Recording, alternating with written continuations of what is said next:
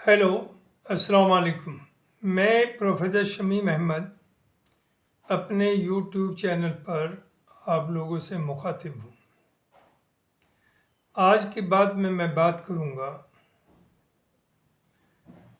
Trump जो नए president हैं, सबसे ताकतवर country United states of America के, जिन्होंने 20 तारीख को अपना ओहदा संभाला है और तकरीबन 8 या 9 दिन उन्हें चार्ज लिए हो गया है। वैसे तो उन्होंने ओथ लेने से पहले ही अपने सब कुछ इरादे लोगों के सामने साफ कर दिए थे, क्लियर कर दिए थे। लेकिन अब जैसे जैसे टाइम गुजर रहा है तो बहुत ही सरप्राइजिंग उनके मुंह नज़र आ रहे हैं। लिहाजा ये कहना कि ट्रंप जो है एक दुनिया के लिए पीस कीपर की तरह से आए हैं, या दुनिया को मैं एक टर्मोइल खड़ा करने के लिए और हलचल पैदा करने के लिए आए हैं, अशांति पैदा करने के लिए। ये दो तरह से उन्हें देखा जा रहा है। उन्होंने पहले भी कह दिया था और आने के बाद भी उन चीज़ों को दोहराया है, बल्कि उसके ऊपर नवंबर से 20 जनवरी तक काम किया और उन्होंने मसौदा तैयार किया। पहला उन्होंने पैदा की है, दूसरा नंबर ऑर्डर की बात नहीं, पैनामा की बात करी और कहा कि पैनामा रिवर चूँकि हमारे लिए बहुत फ़ायदे की है और दूसरों के हाथों में रहे तो हमारी सिक्योरिटी का मामला है, लिहाजा हम इसे टेक ओवर करेंगे। और टेक ओवर यही नहीं कि एक मोहब्बत से, अगर ज़रूरत पड़ी तो फोर्स से भी और सैंक्शन लगा करके भी, दबाव बना करके हर बार इस्तेमाल करेंगे। वही उन्होंने कहा बे ऑफ मैक्सिको जो है कि उसका नाम हम बदल करके बे ऑफ अमेरिका रखेंगे। उसके बाद साथ साथ जो पड़ोसी मुल्क है, एक कनाडा, इतना बड़ा दुनिया में उसका नाम है, चूँकि अमेरिका का कनाडा के ऊपर हमेशा प्रेशर रहा कि वो उनसे आर्म्स खरीदे। कनाडा एक पीसफुल कंट्री है, वो न कहीं अपनी फोर्सेस आसानी से भेजता है, न ही वो दुनिया के डिफरेंट हिस्सों में जंगों में शामिल होता है या होना चाहता है। लेकिन उस पर एक मुस्तकिल दबाव है अमेरिका का कि वो उनसे आर्म्स खरीदे और जहाँ जहाँ वो इन्वॉल्व है वो भी इन्वॉल्व हो। लिहाजा ट्रंप साहब ने धमकी दी कि Canada will be made as 50th, 51st, 51th state of America, और नक्शा भी जारी कर दिया था। और उन्होंने वहाँ के प्राइम मिनिस्टर को गवर्नर ऑफ कनाडा कहना शुरू कर दिया। तो ज़रा गौर करिए कि जब एक इतना पावरफुल कंट्री अमेरिका अपने पड़ोसी भाइयों के साथ पावर या हुक्स और क्रुक्स या सैंक्शंस या दबाव, हर तरह का डिप्लोमेटिक दबाव बना रहा है कि वो ट्रंप की बात को माने। उसके बाद ये ग्रीनलैंड की बात आती है। ग्रीनलैंड में उन्होंने कहा कि ये हमारे लिए सिक्योरिटी के लिए बहुत ज़रूरी है कि हाँ, ये हमारा कब्जे में आए। और जैसे सभी को मालूम है कि ग्रीनलैंड जो है वो ऑलमोस्ट ऑटोनोमस स्टेट है, बट अंडर डेनमार्क। तो उन्होंने डेनमार्क को भी धमकी दी है कि वो या तो इसे उन्हें दे दे, वरना वो फोर्स भी इस्तेमाल कर सकते हैं। उसके बाद आगे बढ़िए, उन्होंने वर्ल्ड हेल्थ ऑर्गेनाइजेशन WHO से भी अपने को विड्रॉ किया कि हम मदद नहीं देंगे। और आप सोच सकते हैं कि उसके असरात जो डेवलपिंग और गरीब मुल्क हैं उनके ऊपर क्या पड़ेंगे, क्योंकि WHO बहुत से प्रोग्राम्स चलाती है डेवलपिंग कंट्रीज में, गरीब मुल्कों के अंदर। उसके बाद वो नाटो को थ्रेट कर रहे हैं कि नाटो या तो कंट्रीब्यूशन अपना बढ़ाए और हम वरना उससे विड्रॉ करेंगे। इसका मतलब ये हुआ कि पूरे यूरोप को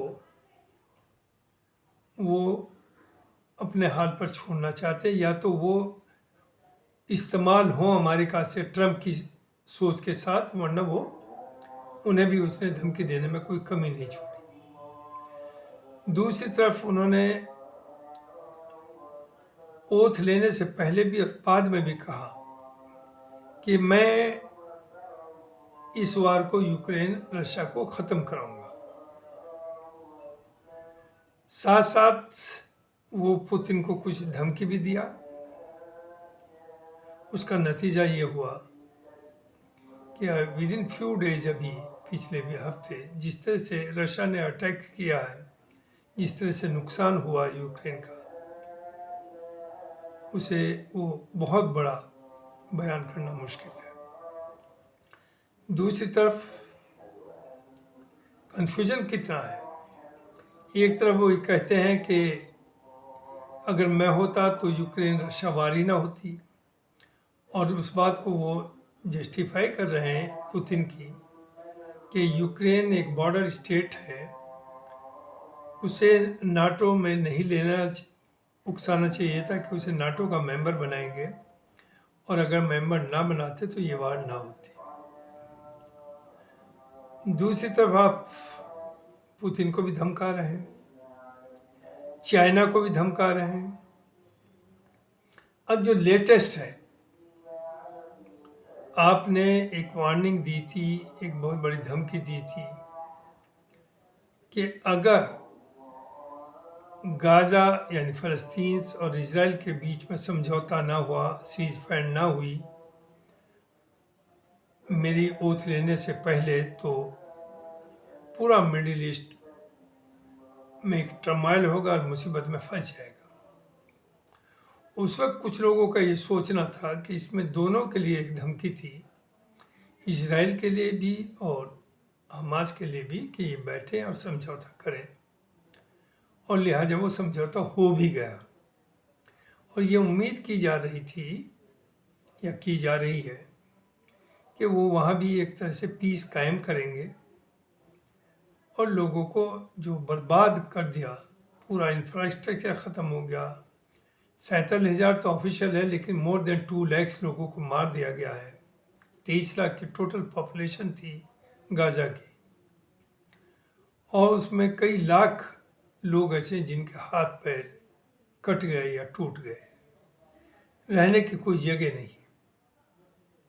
अब जो नॉर्थ गाजा में लोग वापस हो रहे हैं, वहाँ का हाल सबके सामने है कि कहा जा रहा है घर वापस हो रहे हैं, लेकिन वहाँ ना तो घर है, ना स्कूल है, ना हॉस्पिटल है, ना पानी है, ना बिजली है, ना सड़क है। आदमी अपने घर जाता कितना खुश होता है, उन पे क्या बीत रही है। लिहाजा अब आपने एक प्रपोजल रखा है ट्रम्प साहब ने। वो प्रपोजल वही है जो Israel from the very beginning कह रहा था।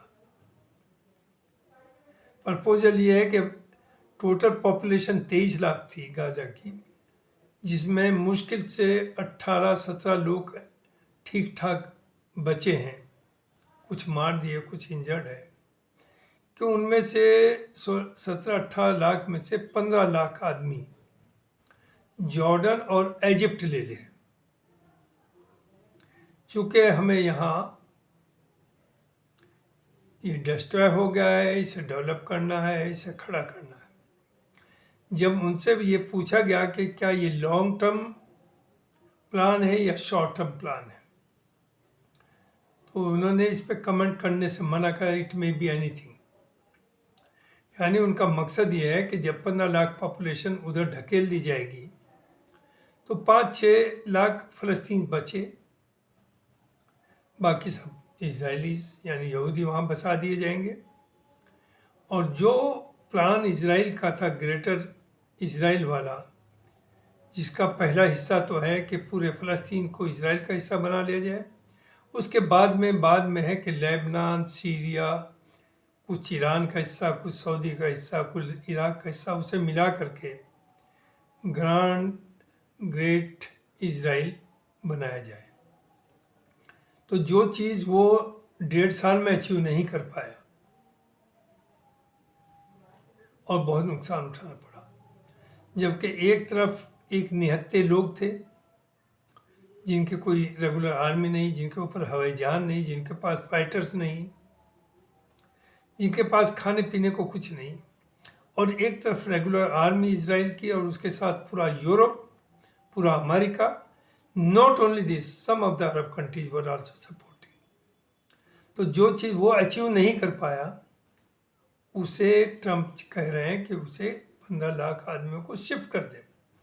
और देखिए, कुछ लोगों को गलतफहमी यह है कि देखिए यूक्रेन में जंग हुई तो पूरे यूरोप ने अपने हाथ फैला करके वहाँ के लोगों को एक्सेप्ट किया एज ए रिफ्यूजी, एग्रीड। और उनका ये कहना कि अरब्स ने ये क्यों नहीं किया, उसकी वजह है लोग जान के भी अनजान होते हैं। अगर दुनिया में किसी भी मुल्क के लोग जान बचा करके दूसरे मुल्क में भागते हैं, वहाँ रिफ्यूजी स्टेटस होता है, तो जब वहाँ पीस हो जाती है तो वो अपने मुल्क को वापस आ जाते हैं। इजराइल ऐसा कंट्री है कि इजराइल से जो मुसलमान यानी जो फ़लस्तीन बॉर्डर क्रॉस करके दूसरे कंट्री में गया वो वापस नहीं आ सकता, उसका राइट ख़त्म हो जाता। 48 में 10-15 लाख फ़लस्तीन को बाहर निकाल दिया गया था, जो निकल गए थे किसी तरह से जान बचा करके। उनके बच्चे, फैमिली, बुजुर्ग वहीं रह गए थे इजराइल के अंदर ऑक्युपाइड में एरिया में। वो आज तक वापस नहीं हो पाए, अपने बच्चों से नहीं मिल पाए। तो यहाँ अरब कंट्रीज ने ख़ास तौर से इजिप्ट या जॉर्डन ने इसलिए भी अपने बॉर्डर्स नहीं खोले कि अगर बॉर्डर खुले तो ये उन्हें ढकेल के वहाँ भेजेंगे और वो वापस कभी जा नहीं पाएंगे। एक तो सरदर्द इन दो कंट्रीज का बनेगा, और फिर वो 2 स्टेट थ्योरी की जो बात हो रही थी वो कहाँ रह जाएगी जब वहाँ लोग ही नहीं बचेंगे।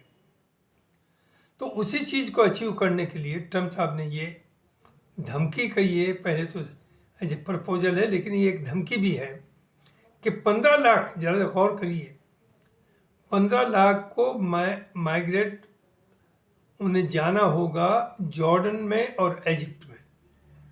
उसका नतीजा क्या हुआ कि दोनों स्टेट जबकि ग़ुलाम हैं अमेरिका की, इजिप्ट भी और जॉर्डन भी, फिर भी चूँकि उनके अपने सर्वाइवल का मामला है तो उन्होंने साफ तरीके से कहा कि हम ये कभी नहीं एक्सेप्ट करेंगे।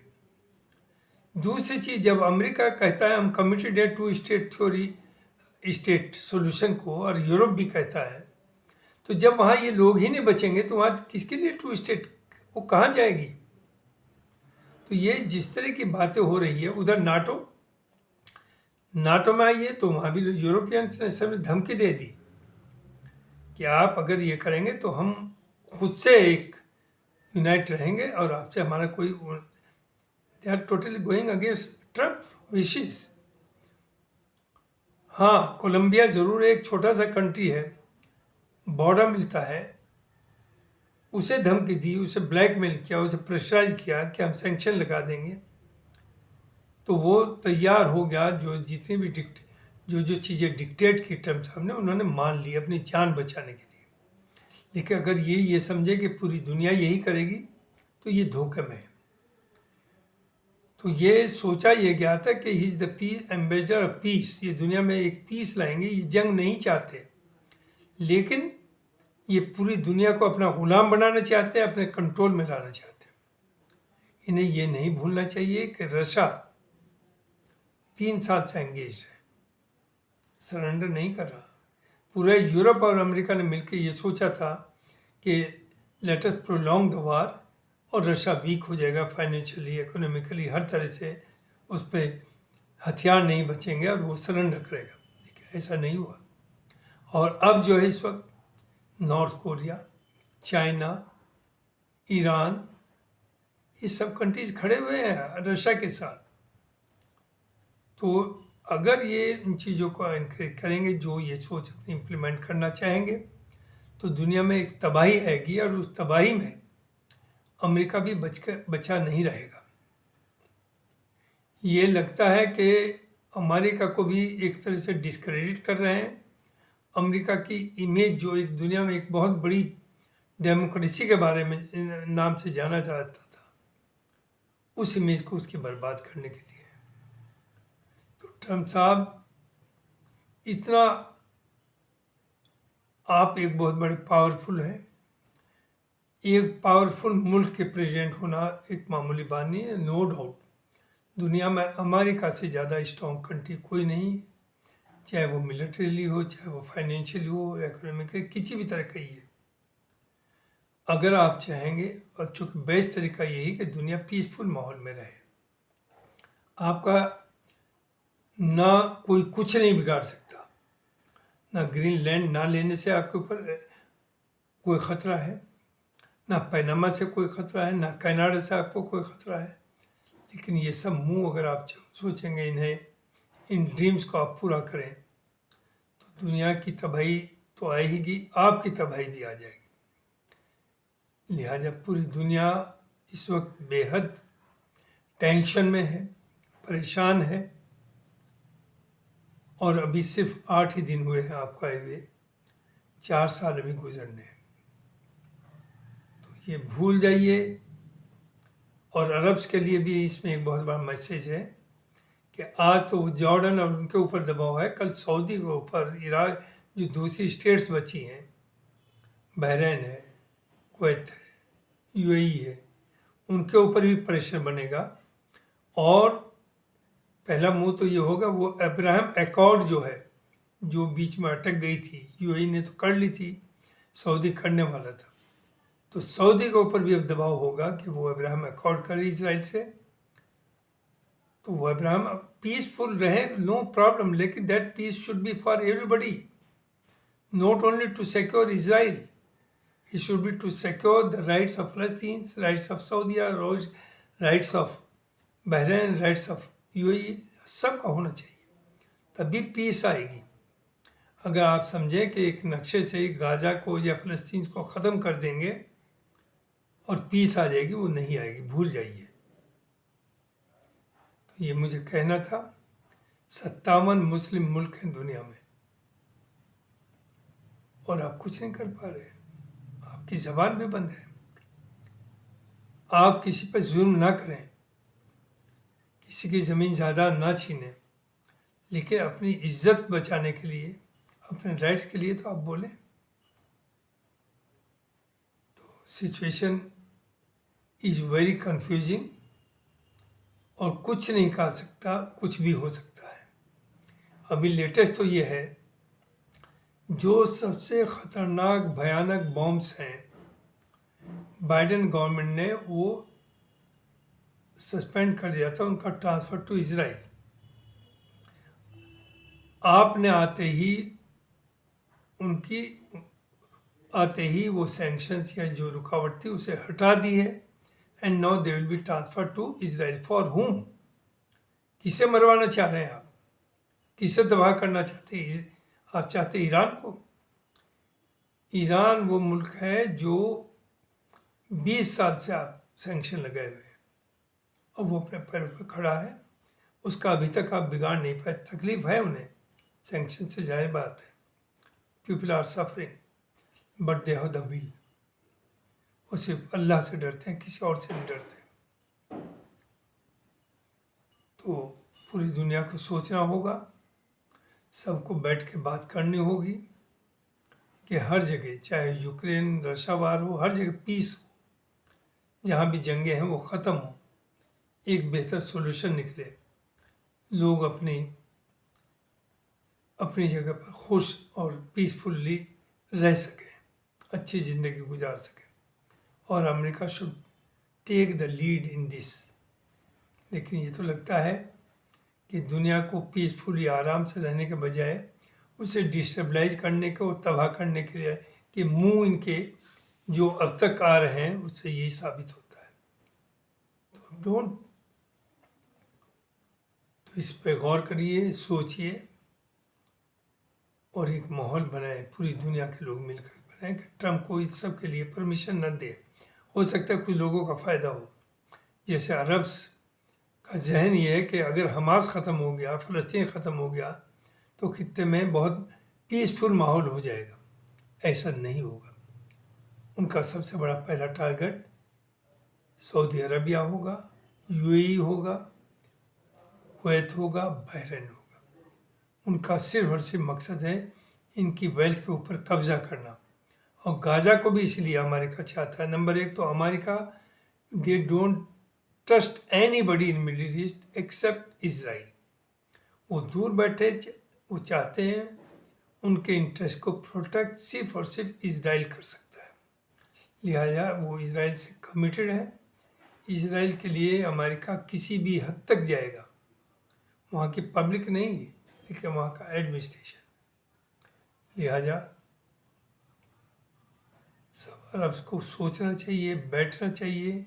57 मुल्क हैं, वो ये नहीं कि वो इसलिए एक हों कि किसी को आपको बर्बाद करना या किसी से जंग करना, बल्कि इसलिए कि अपने को कैसे प्रोटेक्ट करना। These are the enemies of इंसानियत। जो इन्होंने गाजा में किया उस सब के सामने, लेकिन अफसोस सिवाय ईरान के दुनिया में कोई नहीं बोल पाया। Thank you very much.